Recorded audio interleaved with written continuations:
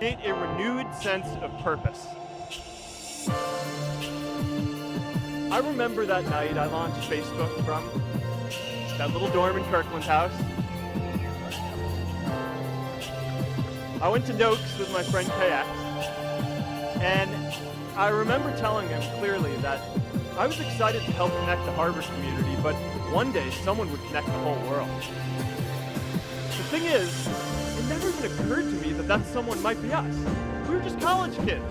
We didn't know anything about that. There were all these great big technology companies with all these resources, and I just assumed one of them would do it. But this idea was so clear to us that all people want to connect. So we just kept working on it, day after day after day. And I know that a lot of you are going to have your own stories just like this.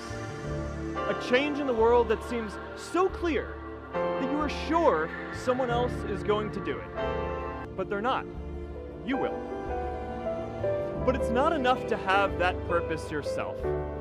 You also have to create a sense of purpose for others. And I found that out the hard way. You see, my hope was never to build a company.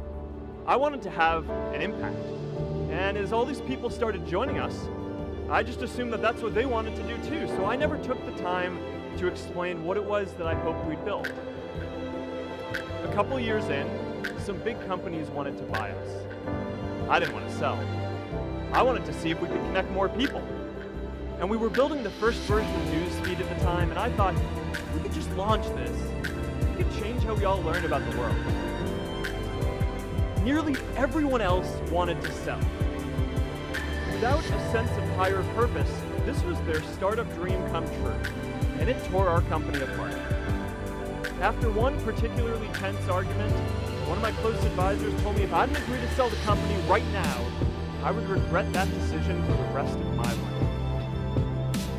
Relationships were so frayed that within a year or so, every single person on our management team was gone. That was my hardest time leading. I believed in what we were doing, but I felt alone. And worse, it was my fault. I wondered if I was just wrong, an imposter, a 22-year-old kid who had no idea how things actually worked. Now, years later, I understand that that is how things work when there's no sense of higher purpose. So it's up to all of us to create it so we can all keep moving forward together. And today, I want to talk about 3 ways that we can create a world where everyone has a sense of purpose. By taking on big, meaningful projects together.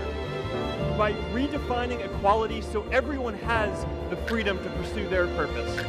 And by building community all across the world. So first, let's take on big, meaningful projects. Our generation is going to have to deal with tens of millions of jobs replaced by automation like self-driving cars and trucks. But we have the potential to do so much more than that. Every generation has its defining works. More than 300,000 people worked to put that man on the moon, including that janitor. Millions of volunteers immunized children around the world against polio, and millions of more people built the Hoover Dam and other great projects. And now it's our generation's turn to do great things. Now I know, maybe you're thinking, I don't know how to build a dam. I don't know how to get 1 million people involved in anything. Well, let me tell you a secret. No one does when they begin. Ideas don't come out fully formed. They only become clear as you work on them. You just have to get started. If I had to know everything about connecting people before I got started, I never would have built Facebook. Movies and pop culture just get this all wrong. The idea of a single eureka moment is a dangerous lie. It makes us feel inadequate because we feel like we haven't had ours yet. And it prevents people with seeds of good ideas from ever getting started in the first place. Oh, and you know what else movies get wrong about innovation? No one writes math formulas on glass, okay? All right, that's not a thing, okay?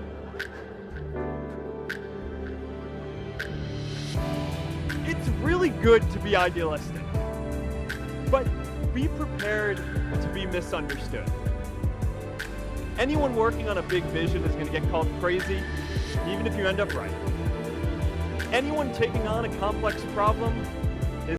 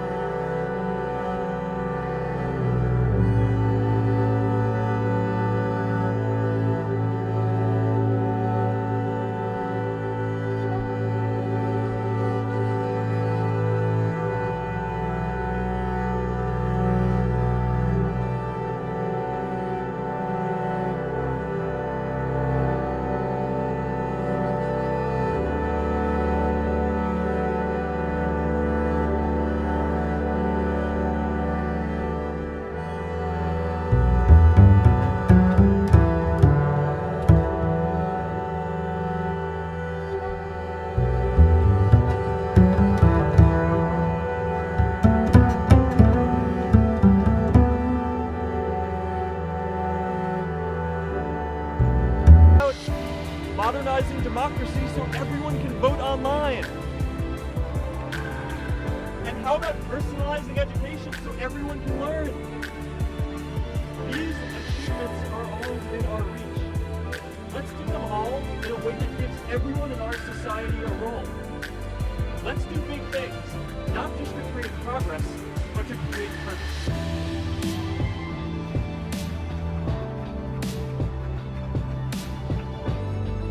So taking on big, meaningful projects together is the first thing we can do to create a world where everyone has a sense of purpose. The second is redefining our idea of equality, so everyone has the freedom to pursue their purpose. Now, many of our parents had stable jobs throughout their careers, but in our generation, we're all a little entrepreneurial, whether we're starting our own projects or finding our role in another one. And, that's great, because our culture of entrepreneurship is how we create so much progress. An entrepreneurial culture thrives when it is easy to try lots of new ideas. Facebook wasn't the first thing I built. I also built chat systems, games, study tools, and music players, and I'm not alone. J.K. Rowling got rejected 12 times before she finally wrote and published Harry Potter. Even Beyonce had to make hundreds of songs to get Halo. The greatest successes come from having the freedom to fail. Now, today, we have a level of wealth inequality that hurts everyone. When you don't have the freedom to take your idea and turn it into a historic enterprise, we all lose. And right now, today, our society is way over-indexed on rewarding people when they're successful. And we don't do nearly enough to make sure that everyone can take lots of different shots. So let's face it, there is something wrong with our system when I can leave here and make billions of dollars in 10 years, while millions of students can't even afford to pay off their loans, let alone start a business. Look, I know a lot of entrepreneurs, and I don't know a single person who gave up on starting a business because they were worried they might not make enough money. But I know too many people who haven't had the chance to pursue their dreams because they didn't have a cushion to fall back on if they failed. We all know you don't get successful just by having a good idea or working hard. You get successful by being lucky too. If I had to support my family growing up instead of having the time to learn how to code, if I didn't know that I was going to be fine if Facebook didn't work out, then I wouldn't be standing up here today. And if we're honest, we all know how much luck we've had to get to this point in our lives. Every generation expands its definition of equality. Previous generations fought for the vote and civil rights. They had the New Deal and Great Society. And now it's time for our generation to define a new social contract.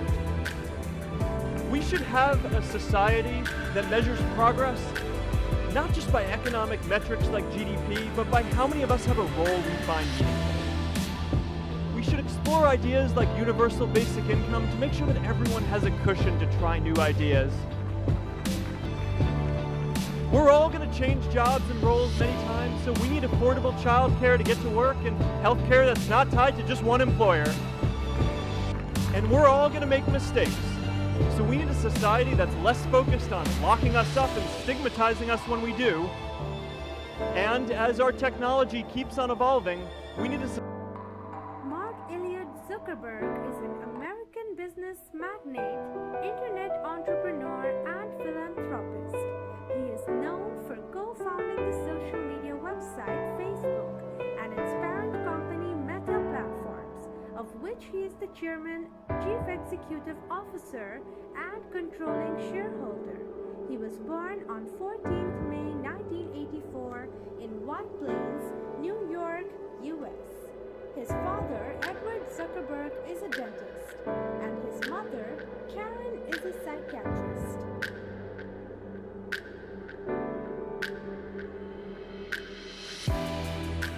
Zuckerberg has three sisters, Ariel, Brandy, and John.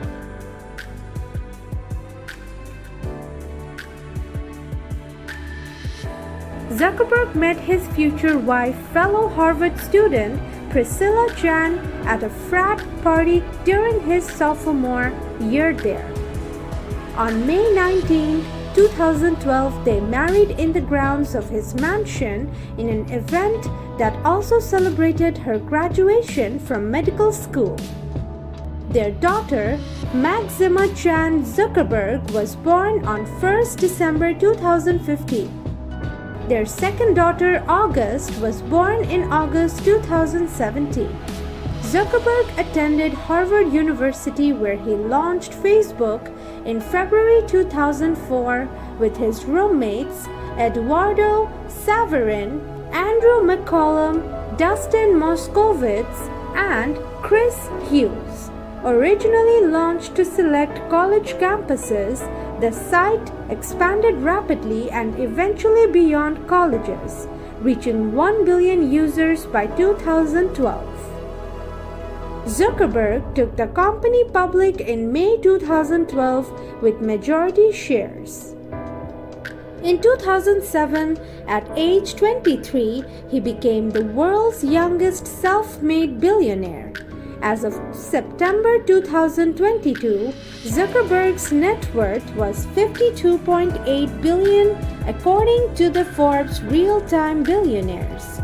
Since 2008, Time magazine has named Zuckerberg among the 100 most influential people in the world as a part of its Person of the Year award, which he was recognized with in 2010.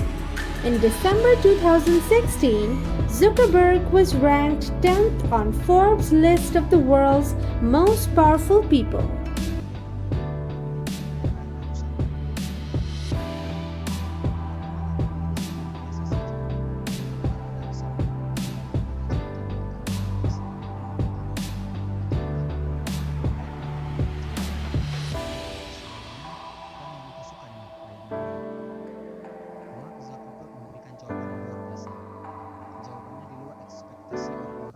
Siapapun mendengarnya akan baper dan kagum. Mark menjawab, sebelum aku menjawab pertanyaan kalian, izinkan aku untuk bertanya kembali, apa itu wanita cantik dan apa itu wanita yang tidak cantik? Bagaimana yang dimaksud dengan wanita cantik? Apakah wanita cantik itu yang memiliki wajah mempesona? Atau wanita cantik itu memiliki mata yang indah, bibir yang seksi, dan rambut yang indah? Atau wanita cantik itu yang memiliki bodi seksi dan menggoda? Apa itu wanita cantik menurut Anda? Aku yakin setiap wanita itu cantik dengan caranya masing-masing. Namun aku yakin kita semua memiliki sudut pandang penilaian masing-masing tentang wanita cantik. Jujur saja, aku mempunyai kesempatan untuk bertemu dengan wanita cantik. Banyak dari mereka yang sangat mau dengan istriku. Tetapi apa yang kalian maksud dengan wanita cantik itu ibarat kaca, sangat rapi. Kalau sedang sakit, manjanya seperti seorang putri raja. Serta angkuh, sombong dan juga akan selalu bertanya kepada saya, kenapa saya sudah begitu sangat kaya tetapi tidak mau membeli mobil yang baru dan mobil yang lebih mewah? Saya tahu tujuan mereka untuk menjadi istri saya adalah untuk